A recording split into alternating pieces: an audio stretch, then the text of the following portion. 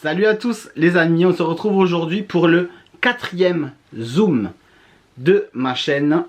C'est sur le parc Animal Kingdom. J'ai beaucoup trop hâte de vous parler de ce parc. C'est parti!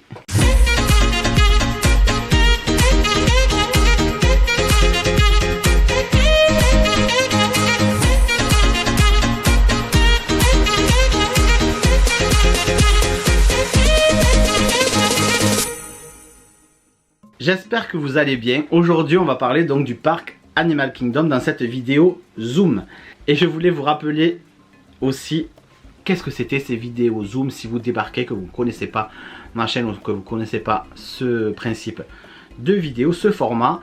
C'est en fait, vous êtes beaucoup à me demander des conseils sur des séjours à Walt Disney World en particulier. Et donc, j'avais décidé de faire donc ces vidéos Zoom où je prenais parc par parc les parcs que j'ai visités donc à Walt Disney World, mais ça va pouvoir s'étendre aussi sur les parcs de Disneyland Resort que nous avons fait. Pourquoi pas un jour sur les parcs d'Universal que nous avons fait aussi, et j'espère pouvoir un jour faire d'autres parcs, notamment ceux du Japon et de Chine, et vous faire aussi donc ces zooms là.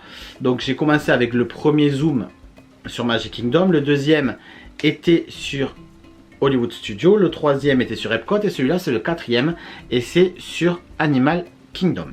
Donc Animal Kingdom, qu'est-ce que c'est les Disney's Animal Kingdom? Eh bien c'est tout simplement le 4e parc du complexe de Walt Disney World. Suite au succès des parcs animaliers en Floride dans les années 90, la Walt Disney Company décide d'ouvrir un parc centré sur la nature et sur la conservation des animaux.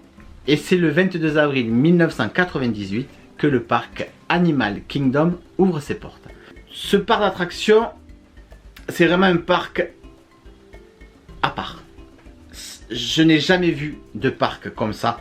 Moi, dans ma vie, il y en existe, mais moi, dans ma vie, je n'en ai jamais vu comme ça. Et des Disney, c'est le seul. C'est le seul qui existe dans ce genre-là. C'est un parc qui mêle les attractions traditionnels tels que des coasters, des dark rides, oui il y en a, des spectacles Disney aussi, des rencontres personnages, voilà un vrai parc Disney, mais c'est mêlé quand même avec des animaux et la conservation aussi des animaux, la conservation animale. C'est un parc que j'adore, c'est un parc, pour l'instant c'est mon parc préféré, donc autant vous dire que je ne vais pas être du tout objectif sur ce parc. Je vais quand même essayer de vous renseigner au maximum dessus, même si je vous l'avoue d'entrée, je pense que ça va pas être évident. Des parcs qui mêlent animaux et attractions, il y en a aux États-Unis. Il y a Busch Gardens à Tampa, il y a aussi SeaWorld. On va pas parler de la polémique de SeaWorld, juste je vous dis que ça existe. Et je crois qu'en France il y en a aussi, je pense que le PAL, c'est un zoo, mais vous avez aussi des attractions, il y a une partie attraction. Je ne sais pas si c'est foutu pareil, en tout cas il y a attractions et animaux. Mais là c'est tout dans le même complexe, vous n'avez pas une partie zoo et une partie attraction qui sont tous mélangés, mais les animaux sont quand même éloignés des attractions bruyantes notamment. Vous avez un safari, on va en revenir plus en détail tout au long de la vidéo, mais vous avez un safari où là ils ont vraiment de la place, mais en règle générale tous les enclos que j'ai pu voir, il y a quand même de la place, et les animaux nous paraissent, avec Amélie, bien traités. Donc ce parc est composé de 7 landes, c'est énorme. C'est beaucoup pour un parc Disney, mais vous allez voir qu'il y a beaucoup de landes qui sont un peu vides en fait. Moi franchement, j'en retiens 3 sur les 7. Allez, 4, on est gentil. En premier, vous avez l'Oasis. Le land de l'Oasis, c'est tout simplement l'entrée du parc, Main Street à Disneyland Paris. Voilà, c'est l'entrée du parc, c'est l'Oasis. Ensuite, vous arrivez à Discovery Island et c'est le point central de ce parc. C'est un land qui sert de point central et c'est d'ailleurs ici que vous avez ce majestueux arbre qui est l'arbre de vie et qui est l'emblème de ce parc.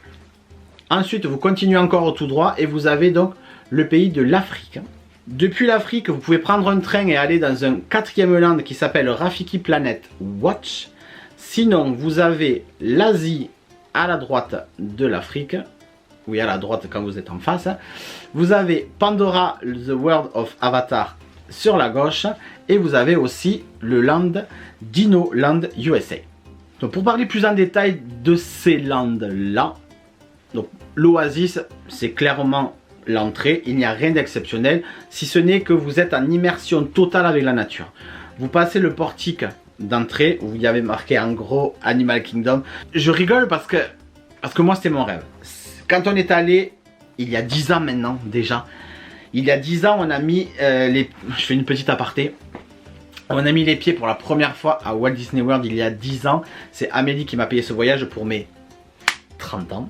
Et aujourd'hui j'ai 40 ans. Donc il y a 10 ans on est allé pour la première fois à Walt Disney World. On ne connaissait rien de Walt Disney World.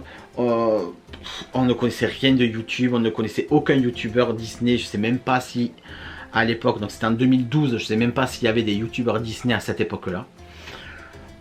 En tout cas, on est parti du coup un peu mal préparé, même si on a quand même bien préparé nous notre voyage de notre côté. C'est à partir de ce moment-là qu'on a commencé à faire nos carnets avec jour par jour, tout ce qu'on voulait faire pour essayer de ne rien louper. Mais on a fait ça justement parce qu'on était parti une seule semaine. On est des dingos, on est parti 6 jours. Parce qu'il y a le jour de voyage, tout ça.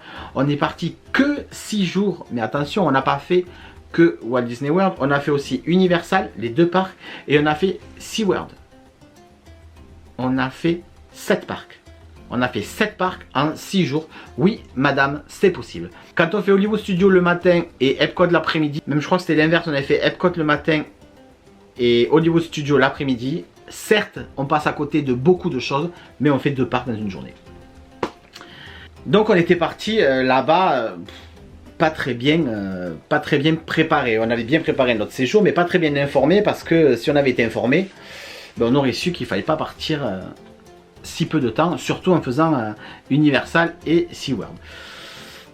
Mais la raison pour laquelle on est allé à Walt Disney World, c'est à cause d'une attraction qu'il y avait à Animal Kingdom. C'est à cause de ce parc là qu'on est allé là-bas, parce que un jour, en regardant YouTube, parce que je regardais quand même des vidéos, je tombe sur une vidéo d'un coaster dans une montagne qui part en avant, qui repart en arrière. Je dis waouh, qu'est-ce que c'est ça? Mais qu'est-ce que c'est ce truc? On arrive, le rail il est coupé, tout est pété, hop on repart en arrière, il y a un changement de rail, mais comment ça se passe? Comment un truc comme ça existe? Il faut que j'y aille. Il faut que j'y aille. Et j'y suis allé. Donc voilà pourquoi j'aime autant aussi ce parc. C'est parce qu'il y a cette attraction là qui a longtemps été mon attraction favorite, tout parc confondu, qui maintenant est mon coaster préféré, mais ce n'est plus mon attraction préférée vu que c'est Fly of Passage qui est aussi dans ce parc. Je sais, je m'épuise, je vous épuise aussi, je suis désolé, mais je l'aime trop ce parc.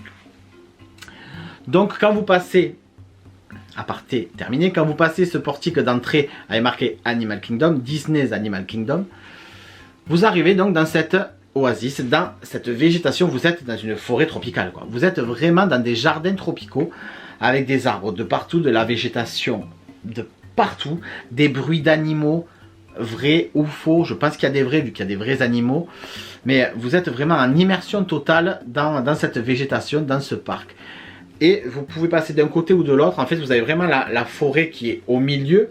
Tous les arbres, tout est au milieu et vous le contournez. Donc vous passez bien au milieu. Et donc vous arrivez après à Discovery Island. Et là, du coup, ça se dégage. Vous avez tout le point de vue qui est dégagé jusqu'à cet grand arbre qui est donc The Tree of Life, l'arbre de vie. Donc à Discovery Island, c'est comme je vous disais, le point central, c'est une île. C'est une île qui sert donc de point central, qui sert de hub à ce parc. Chez nous, on a Central Plaza. Là-bas, ils ont Discovery Island. Ils ont un land entier. Et donc, vous avez cet arbre, The Tree of Life, qui est un arbre de 44 mètres de haut et qui représente pas moins de 225 espèces animales sur le tronc et sur les racines. En fait, quand vous vous approchez de cet arbre, vous vous rendez compte qu'il y a des animaux qui sont sculptés. Vous avez des papillons, des éléphants, des rhinocéros, des singes. Voilà, vous avez de tout. 225 espèces animales. Et c'est vraiment très sympa de se balader autour de cet arbre. Vous avez comme des petits chemins, des petits jardins. Et vous regardez, vous essayez de reconnaître un peu tous les animaux. C'est vraiment très sympa. Et qu'est-ce que je peux vous dire de ce land? C'est qu'il y a beaucoup de restos, beaucoup de boutiques comme dans tous les lands. Dans ce parc, il y a beaucoup de restos et beaucoup de boutiques en règle générale. Et il y a une attraction principale qui se passe d'ailleurs dans l'arbre, sous l'arbre. Et c'est... It's Thought to be a Bug, c'est une attraction sur 1001 pattes. On continue notre visite et on va donc en face, on traverse, on passe derrière l'arbre de vie et on traverse un pont avec une rivière et on a l'air d'arriver dans un village africain. Nous arrivons en Afrique et nous entrons, donc on est en immersion dans un village africain qui s'appelle Harambé. Voilà, il a un nom ce village et c'est un village qui est situé au pied d'une réserve animale. Là encore, beaucoup de restos, beaucoup de boutiques, toujours thématisées. Donc on est bien en Afrique. Donc ne vous étonnez pas de trouver des bijoux africains, des bracelets qui n'ont peut-être des fois rien à voir avec Disney, mais c'est ça qui est vraiment sympa. Des bracelets, Amélie s'est acheté une paire de boucles d'oreilles roses, c'est des boules qui... On a l'impression que c'est fait à la main, tout ça, je ne suis peut-être pas sûr. Mais ça fait vraiment art africain en fait. Et vous avez beaucoup de choses comme ça, vous avez des tam-tams, vous allez avoir, voilà, beaucoup, c'est très cliché, je sais. Vous allez à Epcot, au parc Hollande français, ben vous avez la baguette, hein, c'est très cliché, mais c'est pareil. Et vous avez des animations, vous avez des bâtiments, vraiment, c'est vraiment très africain. La musique africaine, c'est tout ce qu'on s'imagine en fait. Je ne suis pas africain. Je ne suis jamais allé en Afrique noire, en tout cas. Je suis allé déjà en Afrique, mais au Maroc et en Égypte, mais c'est pas vraiment ce genre de village-là qui est représenté. Donc je ne peux pas vraiment parler de si c'est ça ou pas. En tout cas, en tant que touriste, en tant que guest, quand j'arrive là-bas, oui, j'ai l'impression vraiment qu'on est en Afrique. Et vous avez une attraction principale, une attraction phare de ce land qui est Kilimanjaro Safari. Et un spectacle aussi, le spectacle du Roi Lion, on y revient dessus après. Quand vous êtes en Afrique, il y a une gare de train. Et là, vous pouvez prendre le train et vous vous dirigez vers un nouveau land qui s'appelle Rafiki's Planet Watch. Je vais vous parler de ce land, mais je vais y passer rapidement. Pourquoi? Parce qu'on n'y est jamais allé. Parce qu'on voulait toujours profiter du parc, des attractions, de tout ça. Et on n'a jamais trouvé le temps d'aller là-bas. Mais je pense que si un jour on doit y retourner, on ira parce que ça a l'air bien en fait. Donc ce land, on y accède uniquement avec ce train. Donc déjà, c'est sympa, c'est un train à vapeur. Et donc on part derrière le Kilimanjaro Safari. Et donc avec ce train, on arrive à une nouvelle gare évidemment. Et on accède à la nurserie du parc qui sert aussi de clinique et d'exposition sur la préservation des espèces. Donc je pense qu'il y a une exposition, il y a pas mal de choses et ça peut être très sympa à voir, même pour notre culture personnelle sur les parcs animaliers, tout ça, et sur l'espèce animale. Donc je pense que la prochaine fois on va essayer d'y aller, mais j'avoue on n'y est jamais allé. Ensuite vous avez le land de l'Asie, qui est encore une fois un village fictif du Népal et d'Indochine et qui porte le nom d'Anandapur. Je lis mes notes parce que je ne voulais pas écorcher. Autant Harambé, je le sais, mais Anandapur, c'est pas toujours très clair. Et c'est un village népalais qui est situé au bord de l'Himalaya. Et l'Himalaya est tout simplement représenté par Expédition Everest, qui est une des deux attractions phares de ce land avec Kali River Journey. Et vous avez aussi beaucoup de restaurants, notamment un restaurant Yakanyeti qu'on ne connaît pas mais qu'on aimerait bien tester. Et certaines boutiques encore thématisées sur l'art. Alors là, on ne va pas être sur l'art chinois pour le coup. On est vraiment au Népal et on est vraiment dans cette zone-là d'Asie. C'est un parti pris, on n'est ni au Japon ni en Chine. Tout simplement pour ne pas copier les pavillons d'Epcot, c'est logique. Et donc le Népal n'est pas représenté à Epcot. Donc c'est pour ça. Mais vous allez quand même trouver beaucoup de choses proches de la culture de là-bas, de tout ce qui est un peu hindouiste et tout. C'est vraiment très joli à voir. Et rien que de se balader et de regarder les détails Vous savez très bien qu'à Disney, vous savez très bien que dans les parcs Disney, il y a beaucoup de détails. Et rien que regarder les détails des bâtiments, des décorations, c'est vraiment super beau. Et même dans les boutiques, vous avez des articles très très beaux. Après l'Asie, quand vous revenez vers le Discovery Island, vous avez un land un peu particulier qui s'appelle donc Dinoland USA. Un peu particulier. Pourquoi? Ben parce que ce land n'est pas très beau. En tout cas en partie.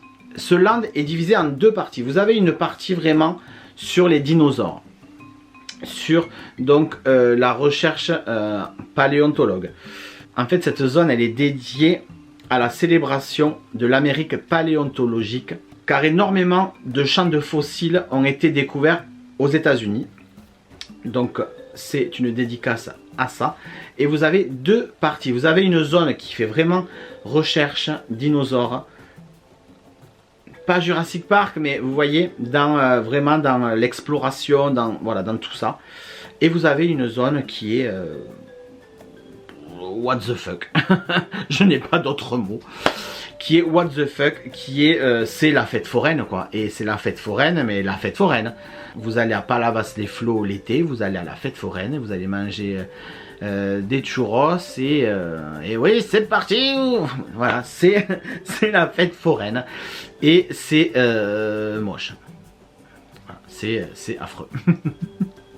Je comprends pas pourquoi ils ont fait ça. Peut-être parce que ça coûtait moins cher à l'époque de pas thématiser du coup cette zone là, mais à l'époque il y avait donc deux attractions, le Triceratops Spin qui est un Dumbo, mais en fait vous montez sur des Triceratops verts.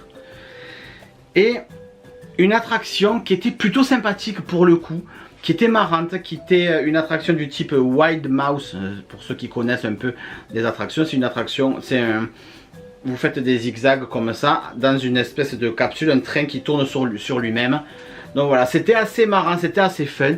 Allez savoir pourquoi cette attraction a disparu. Quand vous regardez même actuellement sur les plans de Walt Disney World, sur les plans de Animal Kingdom, elle n'y est plus. Donc je suppose, je n'y suis pas allé, mais je suppose qu'elle a même été démontée cette attraction, donc il n'y a plus rien. Est-ce que ça veut dire qu'ils vont rethématiser cette partie du land? Ça serait peut-être pas mal, mais en tout cas il n'y a plus rien. Il y a quand même une attraction emblématique pour ce land, heureusement, et c'est l'attraction Dinosaure, qui est vraiment très sympa. Et vous avez aussi le spectacle Finding Nemo, la comédie musicale Finding Nemo, dans ce land. Et enfin, le meilleur pour la fin, le dernier land de ce parc, le dernier à avoir ouvert, c'est le land Pandora The World of Avatar. Et ce land, ben, c'est juste une merveille. C'est une merveille de l'imagineering. C'est une merveille de l'immersion. La thématisation est parfaite. On est vraiment plongé dans le film de jour comme de nuit. Vous avez deux attractions magiques. Fly of Passage évidemment, mais aussi Na'vi River Journey. Vous avez une boutique et un restaurant. Le strict minimum, deux attractions, une boutique, un restaurant. Mais putain que c'est bien quoi. Voilà, je peux pas décrire mieux ce land, il faut y aller. Mais qu'est-ce que c'est beau quoi. Qu'est-ce que c'est beau, c'est somptueux. Et puis de voir ces rochers qui donnent vraiment l'impression de flotter avec les cascades qui tombent.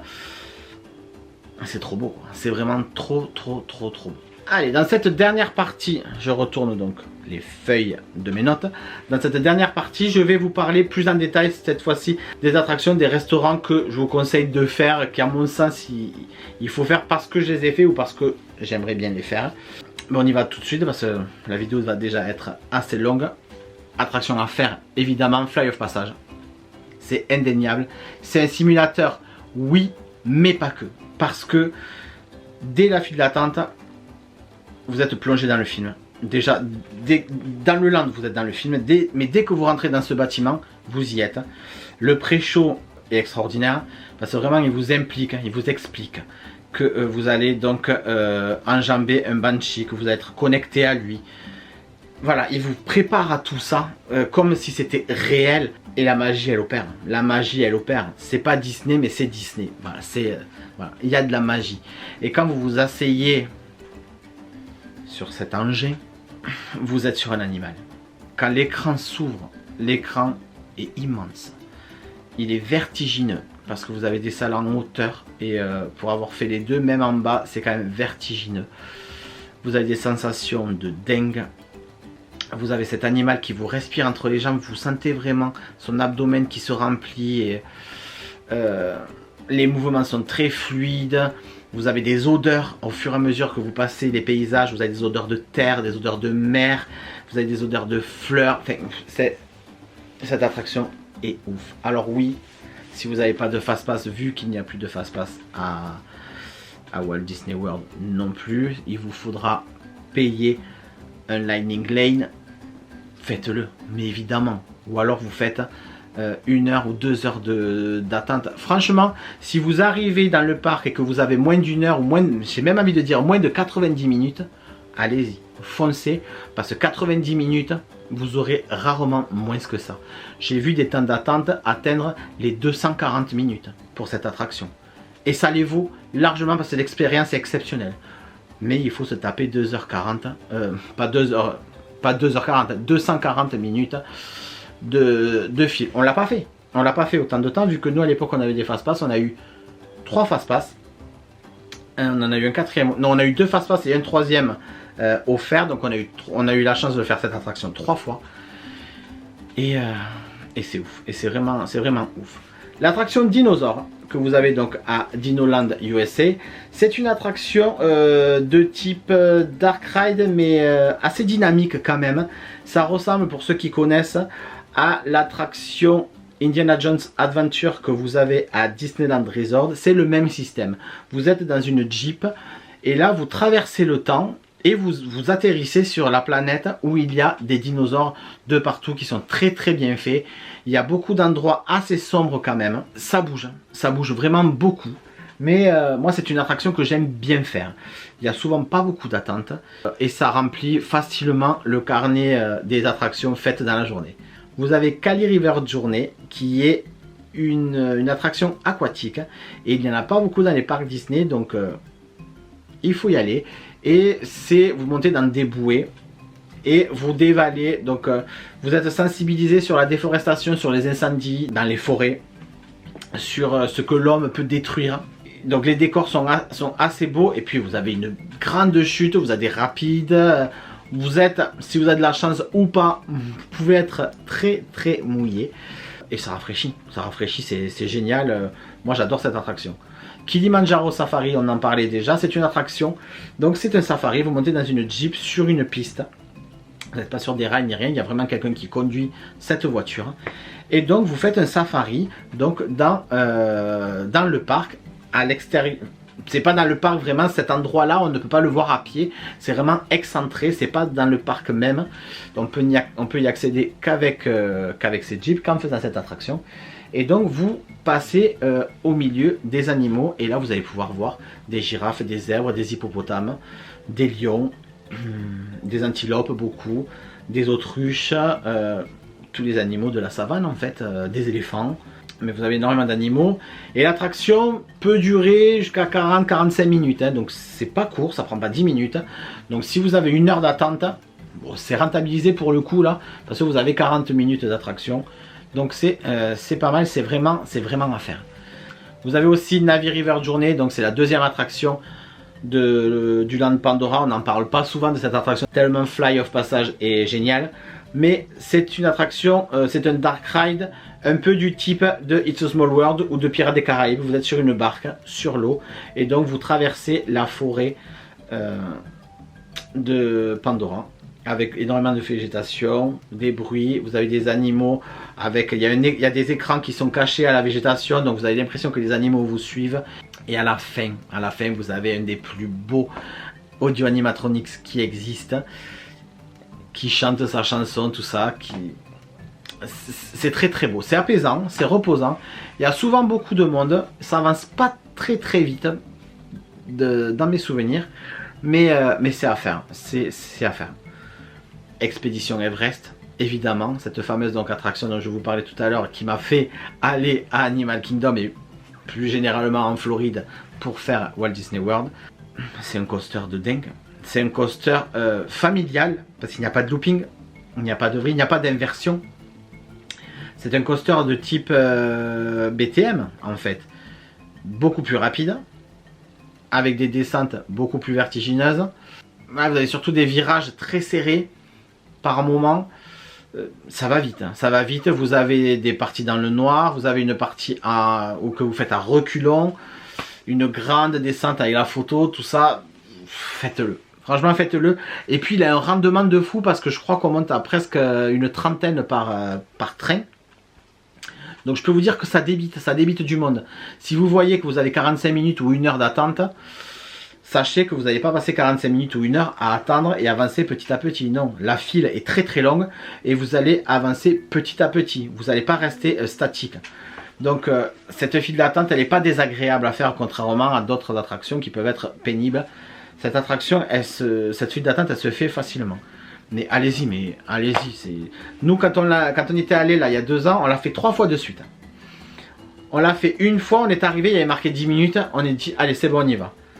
La deuxième fois, on ressort, on revoit pareil, hop, on y est retourné. Et puis après, c'était l'heure de notre fast-pass. Et même Amé m'a dit, attends, parce que je suis un peu retourné, on va attendre un quart d'heure et on va y aller. Et après, on a fait notre fast-pass. Mais c'est possible de le faire rapidement parce que ça avance et elle est géniale. Une attraction à faire, voilà, c'est la dernière. C'est pas vraiment une attraction, mais c'est sympathique parce que je vous parlais des tigres tout à l'heure et là vous en avez. C'est le Maharaja Jungle Trek et c'est une balade, c'est un walkthrough et vous vous baladez donc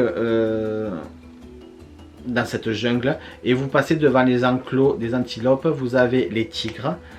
Vous passez dans une volière où vous avez beaucoup d'oiseaux, et d'oiseaux exotiques notamment. Je ne sais pas si c'est pas là où vous avez aussi un enclos de chauves-souris. Donc voilà.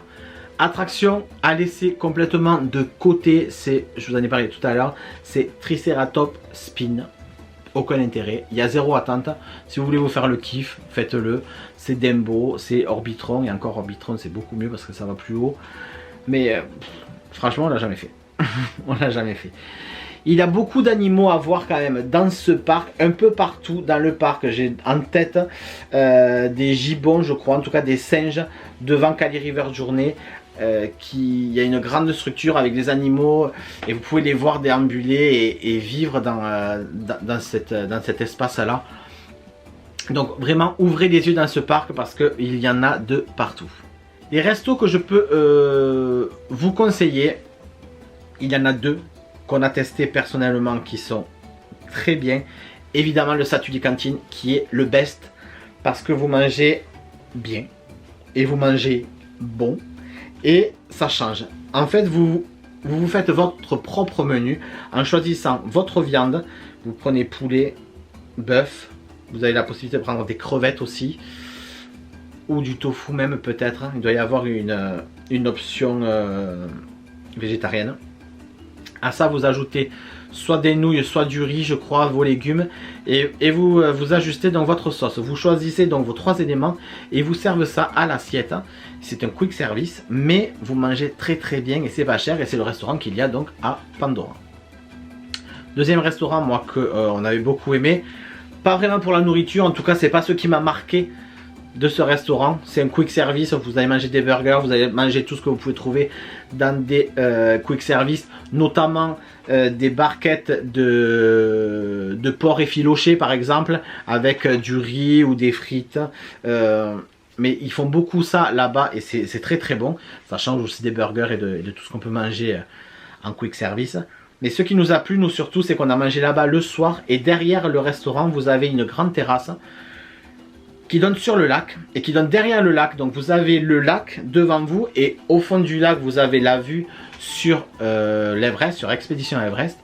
Et nous à l'époque il y avait un show nocturne avec des nénuphars, avec des petits bateaux, des trucs sur le lac. Et donc on s'était posé là et on avait profité du spectacle. Le spectacle n'était pas ouf mais c'était une belle vue et c'était très agréable de manger là. Donc je vous passe le petit tuyau.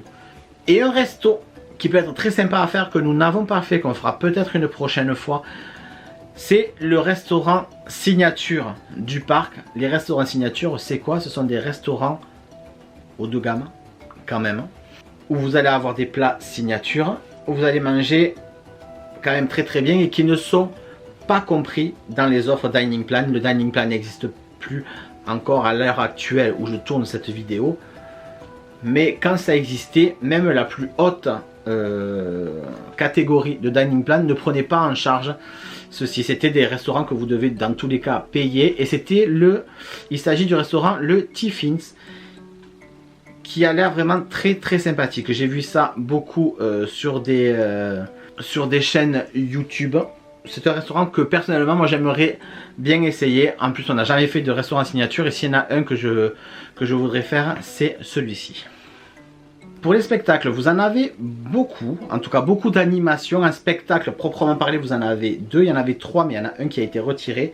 Celui qui a été retiré, c'est un spectacle sur les oiseaux qui, d'après les échos que j'en avais eu, on l'a jamais fait parce que apparemment il n'était pas très qualitatif. C'était avec Russell de là-haut en personnage, mais il n'était pas très qualitatif, donc du coup on n'a pas voulu perdre de temps. On s'est dit écoute, j'ai plein d'avis négatifs, on le fait pas. Mais il dit plus, donc voilà, on n'en parle plus. Il y a le spectacle du Roi Lion que moi personnellement j'ai beaucoup aimé. J'ai beaucoup aimé la musique et la façon de faire ce spectacle. Vous avez une scène centrale avec 4 gradins. Et tout se passe au milieu. Vous avez des acrobates, vous avez les personnages, vous avez Rafiki, Mufasa, Pumba, Timon évidemment. Et beaucoup d'acrobates, des singes, voilà, des oiseaux. Et c'est vraiment très beau, c'est très poétique comme spectacle. C'est un spectacle comme Disney sait les faire. Ça n'a rien à voir avec les rythmes de la Terre qu'on peut avoir à Disneyland Paris, qui ressemble plus à du Broadway. Là c'est vraiment du pur Disney Park. Et c'est ce que moi j'aime, voilà, je préfère vraiment celui-là au rythme de la Terre. C'est une question de goût, mais moi les rythmes de la Terre, vous savez, c'est pas un spectacle que j'ai apprécié. Je fais partie des rares, je crois, j'ai jamais vu quelqu'un ne pas aimer ce spectacle, mais moi je l'aime pas. Et celui-là est très sympa. Je pense qu'avec le Covid, le spectacle a un peu souffert avec beaucoup moins d'acrobatie, beaucoup moins de choses dues au Covid, mais j'espère que ça reviendra un jour. Et ce spectacle est très très beau. Il y a le spectacle aussi Finding Nemo, et celui-là on ne l'a pas fait non plus parce que moi personnellement il me disait pas. Parce que je vois pas où il y a énormément de musique à Nemo. Alors peut-être que c'est que de la création, mais en tout cas c'est beaucoup de marionnettes et ça me disait pas.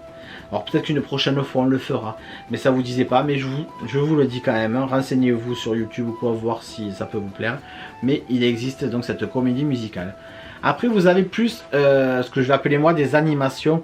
Vous avez les Disney Kite Tales, le fameux cerf-volant que vous voyez sur le lac de Animal Kingdom. Je rigole parce que c'est souvent un fail quoi. Voilà, ça s'appelle Disney Kite Tale, ça devrait plutôt s'appeler Disney Kite Fail, parce que ce spectacle c'est un gros fail. Tous les cerfs-volants ils se cassent la gueule sur les gradins et tout, c'est une catastrophe. Ils continuent à le jouer mais c'est une catastrophe ce spectacle.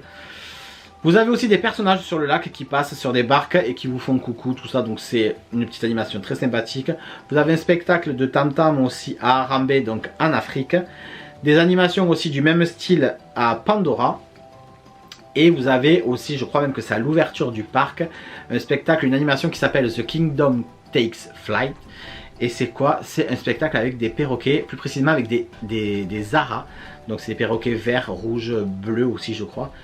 Et vous avez ce vol de perroquets, ce vol d'oiseaux colorés tout au-dessus de vous. C'est d'ailleurs là que lors de ma première visite en 2012, je m'étais fait chier dessus par un oiseau. Merci. Et c'est le risque, hein. C'est le risque, hein. C'est comme ça. Mais c'est beau quoi. De voir ces oiseaux voler, des oiseaux qu'on n'a pas l'habitude de voir dans le ciel quoi. On a l'habitude ici de voir des mouettes et des pigeons, mais pas des haras quoi, pas des oiseaux verts, bleus et rouges de toutes les couleurs qui me passent dessus là, c'est vraiment très très beau. En rencontre personnage, parce qu'il y en a aussi beaucoup, vous avez Mickey et Minnie que vous pouvez retrouver à l'Adventure Outpost en tenue d'explorateur. Très très mignon. Vous avez Doug et Russell aussi que vous pouvez trouver à Discovery Island, et aussi Kevin qui se balade dans Discovery Island. Il faut le chercher, voilà, il faut le chercher, il n'est pas un point précis, il se promène un peu partout et j'adore.